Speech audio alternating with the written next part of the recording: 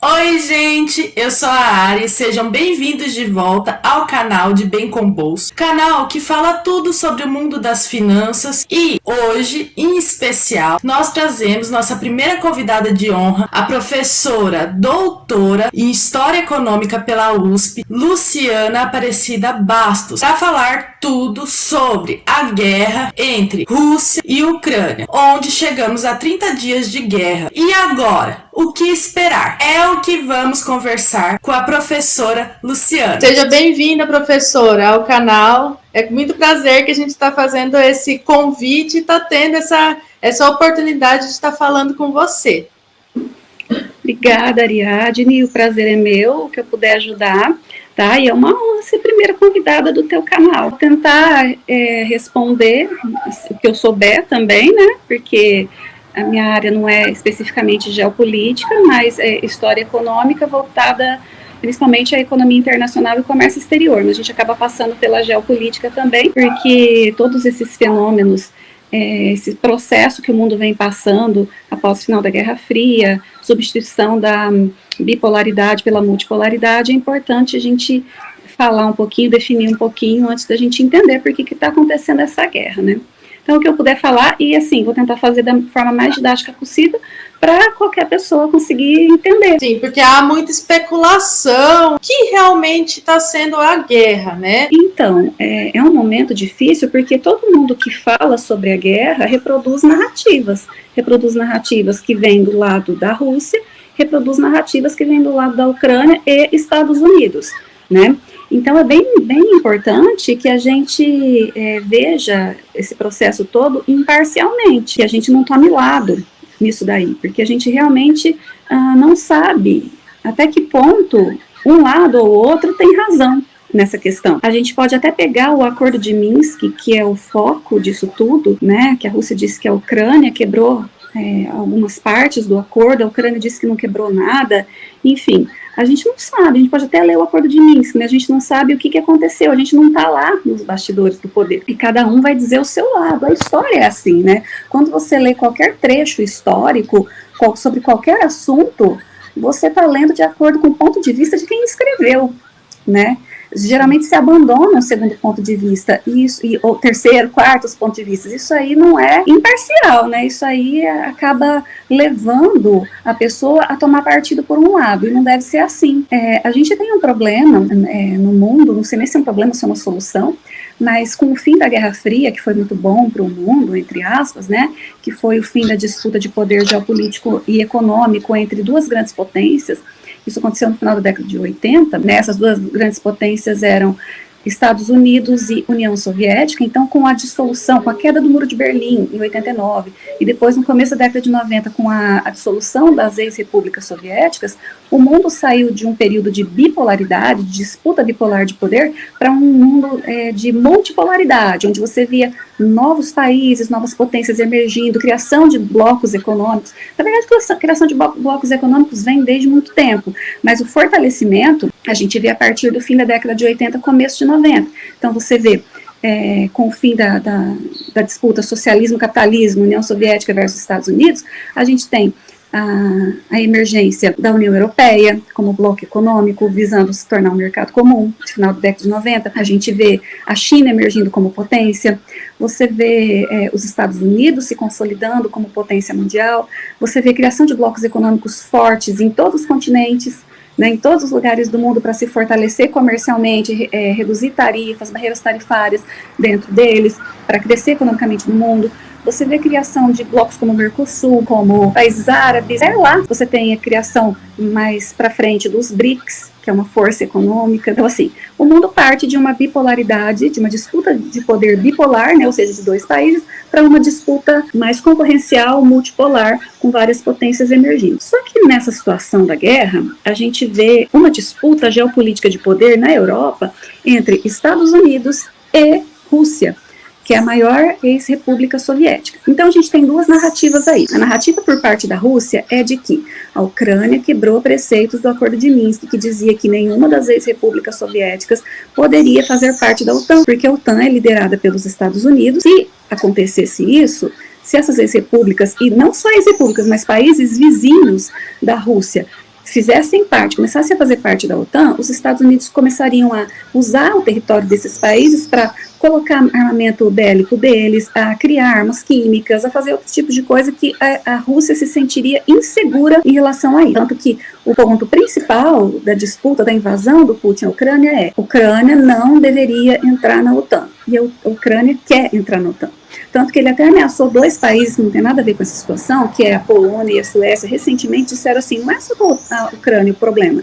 Se vocês, que são vizinhos da Rússia, colocarem a Rússia em situação de insegurança militar, nós vamos invadir vocês também. Então esse é o ponto de vista russo. A insegurança militar que os Estados Unidos, através da OTAN, provocaria nos países vizinhos e nas ex-repúblicas soviéticas. Os Estados Unidos já dizem o contrário. Não é isso. Os Estados Unidos dizem assim: não é nada disso. A Rússia quer fazer a retomada da anexação das antigas repúblicas socialistas soviéticas ao seu território. E esses países hoje são países livres e democráticos, e nós não vamos aceitar que isso aconteça. Então, se eles precisarem entrar na OTAN para que isso não aconteça e nós possamos defendê-los militarmente, oferecer ajuda bélica, ajuda financeira, ajuda militar, nós vamos fazer. Então, a narrativa norte-americana é que a Rússia quer retomar essas antigas potências de novo ao seu território. E essas potências hoje, essas economias hoje, né, muitas delas não são potências, são economias paupérrimas, são livres, né? Tem seu próprio presidente, são economias democráticas, e isso não pode acontecer. Tanto que a Ucrânia já pediu adesão à União Europeia agora, rapidamente, em regime de urgência, é uma coisa que o Putin também não aceitou, e entrou na União Europeia,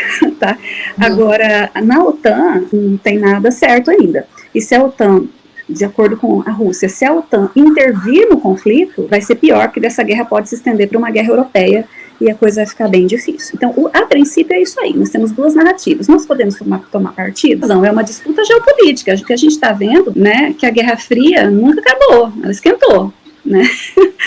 A disputa geopolítica com lados bem definidos, vamos assim dizer. Exatamente. Né? Agora, a gente tem alianças nesses países neutros, mas você tem países que apoiam a Rússia e você tem países que apoiam os Estados Unidos. Então é muito complicado, isso pode se estender para uma guerra europeia, né? Sim. E como a gente não sabe o teor das cláusulas desse tratado, o que foi descumprido, o que não foi, se é que foi, então eu acho muito complicado a gente tomar partido, porque na prática, o que a gente vê são 2 potências defendendo os seus interesses geopolíticos dentro da Europa. E o povo ucraniano morrendo, o povo ucraniano tendo um banho de sangue que não tem nada a ver com a história. E diante disso, como que essa guerra pode vir a afetar o Brasil? A situação econômica do nosso país? Então, ela afeta todo mundo. É uma guerra. Quando você tem guerra, você tem alianças. Quando você tem alianças, você tem sanções. Né, porque a sanção econômica ela é bem poderosa para acabar com uma guerra. Né, você deixa o país ilhado, deixa o país sem matéria-prima, sem infraestrutura básica que ele precisa para a população sobreviver, e aquela pessoa, aquele presidente, enfim, acaba, né, retrocedendo. Só que essas sanções econômicas, elas não prejudicam só o país sancionado, elas prejudicam todos ao redor. As sanções pesadíssimas que os Estados Unidos estão colocando na Rússia, estão deixando a economia russa numa crise sem precedentes, mas também está levando essa mesma crise à Europa. Países europeus estão a ponto de ficar sem gás, de ficar sem petróleo. Os Estados Unidos correram rapidamente para fazer aliança com a Venezuela, para tentar comprar os 8% que lhe faltam de petróleo que vinha da Rússia, mas a Europa tem 40%, de 40% a 60% os países dependem do petróleo e do gás russo. Então é muito complicado, ainda mais agora que ainda está frio. A Rússia é um grande exportador de trigo mundial, então o preço dos alimentos, de tudo que envolve o trigo, o óleo de girassol, né, que vem da Ucrânia, que também a exportação parou, né, a produção parou porque não tem fertilizante russo.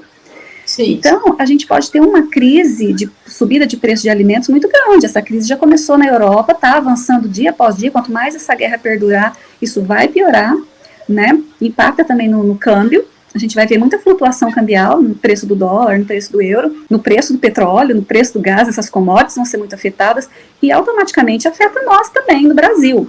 O Brasil ainda teve a sabedoria, eu digo que foi assim essencial para nós, assim como algumas outras economias, de nos manter neutros, disputa de poder Estados Unidos versus Rússia.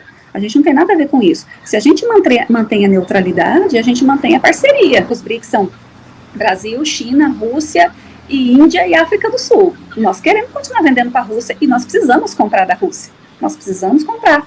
comprar trigo, comprar petróleo, comprar fertilizante. Se a gente não comprar fertilizante russo, a gente não tem como encontrar parceiros que, né, a toque de caixa que substituam isso. Demanda, né? Nós vamos ter uma crise no agronegócio gigantesca. É lógico que nós temos estoque no agronegócio para 5 anos, de acordo com a ministra da Agricultura.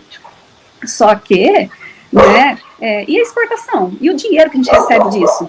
Né, a gente vai exportar como? E esses países que dependem dos produtos do agronegócio brasileiro para sobreviver, depende muito, de 40% a 60% disso aí, que é a Europa, não tem condição de fazer isso. E está envolvida diretamente na guerra. Então isso pode causar uma crise alimentar, uma inflação altíssima, que já começou na Europa.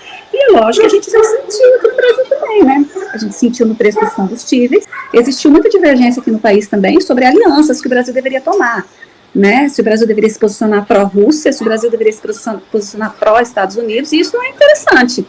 Nós precisamos manter parceria com todos, nós não temos nada a ver com a situação deles, com a briga deles. Nós queremos continuar comprando e vendendo dos Estados Unidos, e nós queremos continuar comprando e vendendo para os países dos BRICS, que nós fazemos parte, para a Europa, né? Enfim, vamos sentir a crise.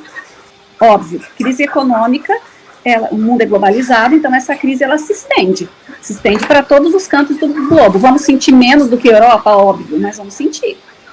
Aumento de preço de alimentos, aumento do preço dos combustíveis, então não adianta o povo reclamar, e o governo, não sei o que, não é o governo, gente, é uma crise mundial, tá? Sim. A partir do momento que você tem uma guerra, e isso afeta economias, e o mundo está globalizado, o que acontecer lá vai refletir aqui. Então o Brasil pode esperar para os próximos dias, enfim, enquanto essa guerra não acabar, essas oscilações no preço do dólar, no preço do euro, oscilações no preço do combustível, oscilações no preço dos alimentos, e até a falta de alguma coisa, porque se a Rússia de repente começar a resolver, aqui não vai exportar fertilizantes para nós, ou vai exportar menos, ou não tiver logística para mandar isso para cá por conta da guerra, vai ficar muito complicado. A ONU se pronunciou sobre isso, né, falando sim da possibilidade de fome, né, de ter fome por conta da guerra. Começando pela Europa. Um país como o Brasil, ele ainda é autossuficiente. A gente se mantém, né? O problema é a gente exportar para o resto do mundo que precisa da gente, sabe? Sim. Então a crise de fome ainda, a gente esperava, né, que em 6 dias isso aí já vai estar solucionado, vem as sanções, enfim, mas não está. Isso se estendeu, já está chegando a 1 mês, a gente não sabe até quando essa guerra vai durar. E quanto mais tempo ela durar, mais sofrimento para o mundo, começando pela Europa e depois se estendendo pelo resto do mundo. Quais os desfechos, né, tendo em vista assim, esses esforços, né, de acabar com a guerra e sem sucesso, né? Na visão da professora, tem esperança, né, de essa guerra acabar? O objetivo do mundo inteiro é que essa guerra acabe, né, tanto dos envolvidos e dos não envolvidos, porque ela está afetando todo mundo.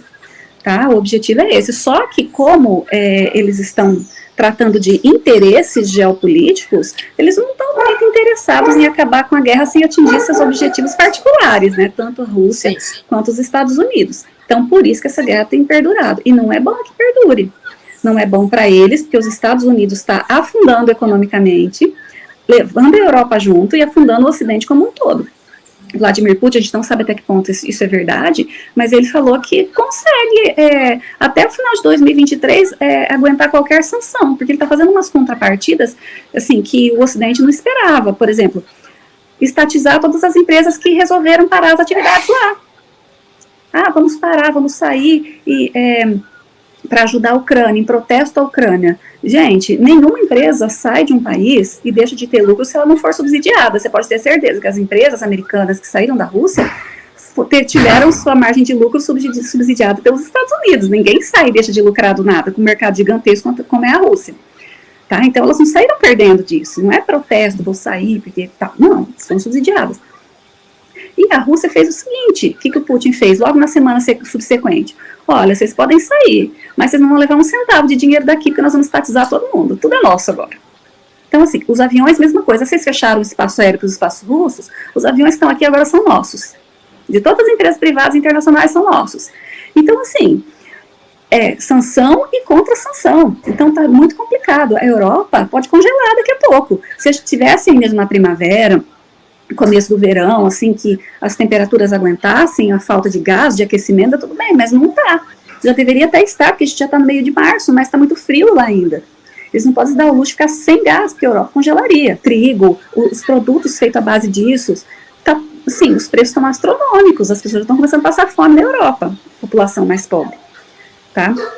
Os preços dos alimentos já começaram, acho que as pessoas já começaram a perceber, no Brasil já subiram, a inflação já subiu, o preço dos combustíveis foi aumentado lá 18,8% de um dia para outro. De um dia para o Então, outro. isso, né? gente, enquanto essa guerra durar, pode acontecer de tudo.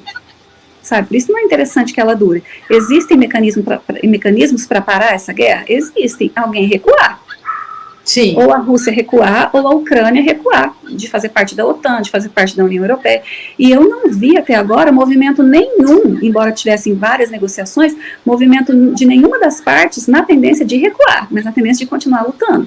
E nisso está tendo banho de sangue, as pessoas estão morrendo, e quanto mais países envolvidos, se a Europa começar a se envolver, eu acredito na ameaça do Vladimir Putin de atacar outros países.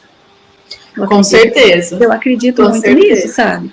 Então, é que ele não vem de brincadeira, né? Ele aguardou o momento propício, né? Até ele esperou a época do ano que tem, sim, um frio, né? Para ele estar fazendo essa articulação. Ele esperou. Não é de agora essa guerra. Não, ele não entrou nisso sem calcular nos mínimos detalhes. Ele é um cara que foi da KGB, sabe o que ele está fazendo, ele sabe até que ponto ele aguentaria. Ele não entrou do nada, ele entrou porque está morrendo. Mentira, sabe? Ele não entrou para deixar legado nenhum, ele entrou sabendo muito bem o que ele estava fazendo. Eu acredito que ele tenha sustento mesmo, do jeito que ele está falando, para manter a Rússia até o final de 2023, sim. Então eu temo muito pelo resto do mundo. Temo muito disso aí se estender para uma guerra europeia, porque se isso se estende para uma guerra europeia, a gente vai ter uma crise mundial sem precedentes. Eu não acredito que isso chegue a uma guerra nuclear, porque isso seria besteira para todos os envolvidos, né? Isso poderia não sobrar planeta, não sobrar ser humano, né? Mas uma guerra europeia eu não duvido de acontecer. E isso pode causar uma bolha, porque a gente já está nessa bolha financeira e econômica há muito tempo, desde a época do Barack Obama, que ele injetou dinheiro lá quando o Lehman Brothers quebrou, né? Quase a gente entrou numa crise, numa crise econômica mundial de novo. Não entramos, aí veio a Covid e falei, agora estoura. Não estourou, e agora a guerra? Então, assim, está muito complicado. Eu acho muito difícil, se ocorrer uma guerra europeia, que essa bolha não estoure. Daí não é só crise de alimentos, crise de fome, de abastecimento. Aí é crise econômica, crise bancária, crise financeira, recessão. Aí a situação global vai ser muito difícil. Então eles estão... As moedas, né, elas estão perdendo um valor, assim, de exatamente. Forma nunca vista. Muito rápido. E o Putin, ele escolheu o momento certo, porque ele escolheu o governo Biden para fazer isso. Né? Na época do governo Trump estava meio amistosa a situação, existia ainda essa política, porque o Donald Trump estava trabalhando na independência energética, tanto que avisou na reunião da ONU, no último ano de governo dele, ele avisou, falou assim, gente, vocês não têm medo de ficar dependendo energeticamente da Rússia por muito tempo? Vocês confiam na política de boa vizinhança? O presidente alemão riu da cara dele. Falou assim, lógico, a gente tem política de boa vizinhança, o nosso acordo é tácito, é boca a boca. O que aconteceu? O acordo boca a boca não funcionou. Você não pode acreditar em acordo boca a boca, nem no acordo de papel, sabe? Que eles estão brigando agora porque diz que partes do acordo de Minsk não foram cumpridas, enfim. E tão dependente economicamente. Se não houvesse essa dependência energética da Europa em relação à Rússia, a Europa não estaria na crise que está agora, e com tendência a piorar. Agora, o maior problema é se essa guerra se transforma em guerra europeia, né? Aí a gente pode ter uma crise econômica gravíssima, né, aos moldes da crise de 29, ou pior, na economia mundial. Uma crise muito difícil. Eu até falei para as pessoas, para algumas amigas minhas, falei, gente, o que vocês puderem agora, não ter financiamento bancário, né, fazer um pouco de estoque, né, de alguns produtos, façam, porque a gente não sabe o que vai acontecer amanhã ou depois nessa guerra. A gente não sabe como é que vai estar o juro mais para frente por conta da espiral inflacionária.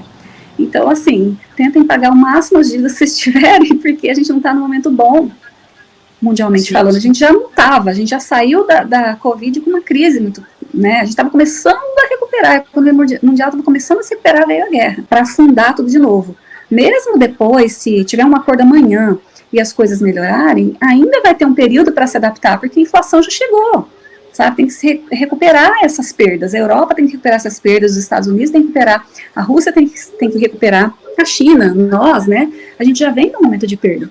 Então já não vai ser rápido. Ainda mais, agora, se isso se estender para uma guerra europeia, se preparem, né? Porque a gente vai ter uma recessão global. Se preparar para o pior é o quê? Pagar as dívidas que tem, evitar empréstimo, evitar, por causa das taxas de juros podem subir muito, se preparar porque o nosso salário vai comprar cada vez menos coisas, principalmente comida, que é o que a gente precisa, sabe? E entender, porque muitas pessoas acabam culpando o governo nacional por conta disso. Entender que essa crise não é uma crise nacional, ela é uma crise mundial, que o que você passar, tem gente passando coisa pior, tá? E que a gente não tem como intervir. Não tem como, não está na nossa alçada fazer isso. É uma guerra entre eles, cujos reflexos chegam a nós.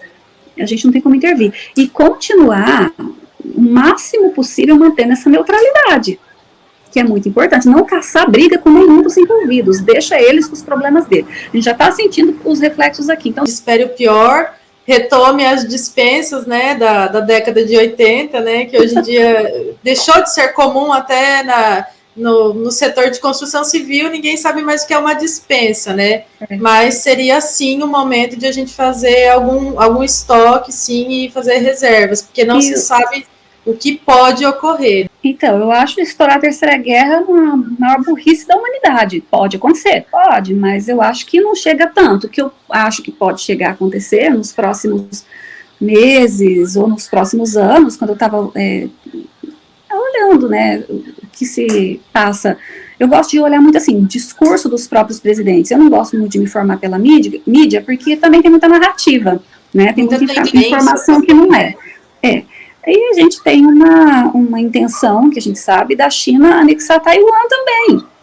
Sim. Então, não é só isso, né? Pode acabar uma coisa e começar outra, ou pode começar concomitantemente. Taiwan está fazendo exercícios militares essa semana, achando que a China pode aproveitar o momento para invadir Taiwan também, já que os Estados Unidos estão preocupados com a situação da Ucrânia e teriam duas situações para resolver.